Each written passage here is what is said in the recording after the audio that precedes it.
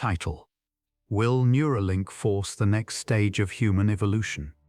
In January 2024, a human being became the first person to have a Neuralink brain-computer interface implanted in their skull. Within months, they were controlling a computer cursor with thought alone. The technology is in its earliest, most limited form, a handful of electrodes reading motor signals from a small patch of cortex. But the trajectory it represents is one that has been seriously discussed by biologists, philosophers, and technologists for decades. The possibility that Homo sapiens is approaching a transition where biological evolution, too slow to keep pace with technological change, is replaced or supplemented by deliberate augmentation. The question worth taking seriously is not whether this is science fiction. It is whether it constitutes evolution, and what happens to our species if it does. To answer that question, you need to understand what biological evolution actually is, and why, for the first time in the history of life on Earth, one species may be in a position to circumvent it.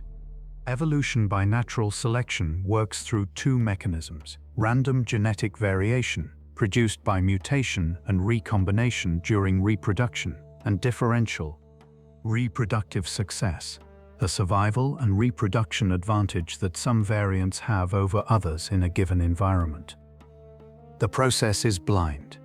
It has no foresight, no goal, and no direction beyond the differential propagation of heritable traits. It is also extraordinarily slow relative to individual lifespans.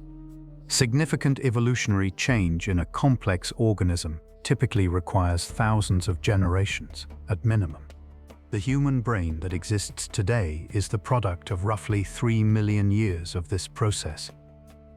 From the first significant expansion in the genus Homo to the present, the neocortex, the seat of language, planning, and abstract thought, expanded dramatically during this period, driven by selection pressures that we are still characterizing.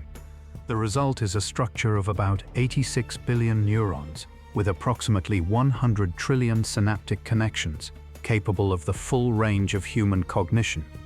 That brain has not changed significantly in the last 200,000 years. The human genome today is essentially identical to the genome of anatomically modern humans in the Paleolithic. We are running biological hardware from 200,000 years ago in a world that changes faster than any evolutionary process can track. Neuralink and similar brain-computer interface programs represent a fundamentally different kind of change. Rather than waiting for random mutations to produce cognitive enhancements, a process that would take thousands of generations and would be invisible within any human lifetime, they propose to modify the interface between the brain and the external world directly within a single lifetime, through engineering rather than genetics. In the current clinical application, the system reads signals from motor cortex to enable paralyzed patients to control digital devices. The medical use case is straightforward. The longer-term implications are not. If the technology were to advance to the point of meaningful cognitive augmentation, direct memory storage and retrieval, bandwidth-enhanced communication, real-time access to computational resources, it would represent a change in human cognitive capability that no biological evolutionary process could match in pace or magnitude. A person with a high-bandwidth neural interface would have cognitive advantages over a person without one that are, in some domains, as dramatic as the advantages a literate person has over an illiterate one, or as a person with GPS navigation has over one reading a paper map. This raises a question that evolutionary biology has never had to grapple with before. What happens when the selective pressure for biological cognitive adaptation disappears because technology has made biological adaptation irrelevant in that domain? Evolution is driven by differential reproductive success. If biological cognitive variation becomes less important to survival and reproduction than access to augmentation technology, the evolutionary pressure that produced the human brain over 3 million years has effectively been switched off. This is not a hypothetical in the distant future. It is, in a simpler form, already happening. Glasses, hearing aids, and prosthetics have reduced the selective disadvantage of sensory and physical limitations for centuries. Modern medicine has reduced mortality from infections, injuries, and conditions that would have been lethal in ancestral environments. Each of these interventions redirects what evolution selects for, or, more accurately, reduces the death and reproductive failure that would otherwise be doing the selecting. Brain-computer interfaces are the latest and most direct version of this dynamic, but they introduce a new dimension that simple medical interventions do not. They are potentially enhancement technologies rather than purely compensatory ones. An implant that enables a paralyzed person to control a cursor restores a lost function. An implant that enables a neurotypical person to access the internet at the speed of thought enhances beyond baseline. Those are different categories of change. The transhumanist vision, most associated with thinkers like Ray Kurzweil and in his public statements, Elon Musk holds that this trajectory leads to a merging of human intelligence with artificial intelligence, producing cognitive capabilities so far beyond unaugmented human cognition that the resulting entities would constitute a new kind of being. Whether this constitutes evolution in the biological sense is a definitional question.